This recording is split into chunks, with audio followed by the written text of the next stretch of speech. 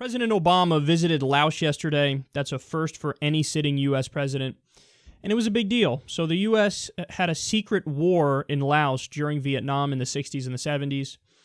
And we absolutely positively ruined the country. We decimated the country with cluster bombs. So BBC explains here, some $90 million will be spent over 3 years for the removal of cluster bombs. That compares to $100 million spent in the last 20 years. So this is Obama really stepping up U.S. efforts and international efforts to clear the ground of cluster bombs there.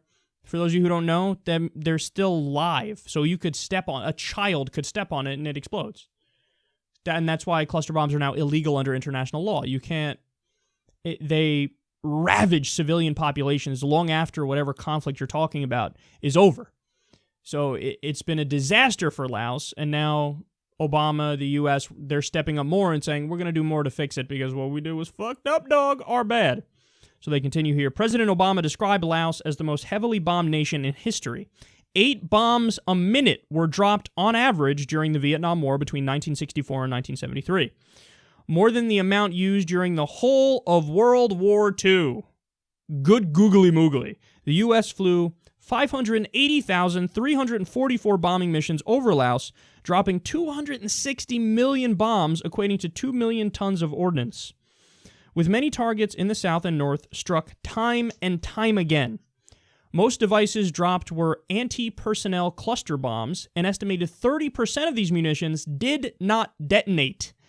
10 of the 18 Laotian provinces have been described as severely contaminated by unexploded ordnance.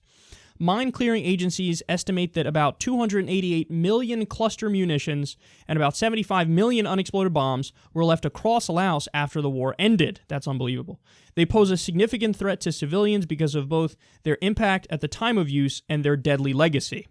The number of casualties from air-dropped explosive devices, mostly cluster munitions, in Laos since 1964 is estimated by the Landmine and Clustering Munition Monitor to be around 50,000 people. Of these, about 29,000 were killed and 21,000 injured. The overwhelming majority were civilians. Okay, so it's a shameful history for the United States that we did this in the first place. I mean, the whole rationale of the Vietnam War was preposterous. If we don't go and fight communism in fucking rinky-dink Vietnam, I'm telling you, it's going to be at the door in Nebraska any day now. Any day now. We got to go fight and kill people over there. If we don't fight them over there, we're going to have to fight them over here. Does that sound familiar? Well, that was the logic of the Cold War. Okay, it's the U.S. versus Russia versus the Soviet Union at the time. And the Soviet Union is expanding. Oh my God, it's communism. Communism going everywhere. Okay, we got to invade and fight everywhere. Fight everybody everywhere. And so you take these poor peasants in Vietnam who are fighting the war. It's got nothing to do with us. And we come in, we're like, we're going to bomb shit. We're going to bomb shit and we're going to kill people, but it's okay because we're moral. That's what's happening. It was just, the war should have never been waged in the first place. It was a terrible war, and then this is the result. And then now Obama's stepping up saying, okay, well, we're going to try to ameliorate some of the wrongs we did. Let's try to clean up as much as we can all these unexploded cluster bombs. There's probably no way to ever clean it up completely, which means there's always going to be a risk of you're walking in Laos and whoops, I just got killed. So super sad, but at least we're trying to do the right thing now. But at the same time this is happening, Obama just gave Henry Kissinger a, quote, Distinguished Public Service Award, when Henry Kissinger is the jackass responsible for this barbaric act. So, yet again in the United States, it's like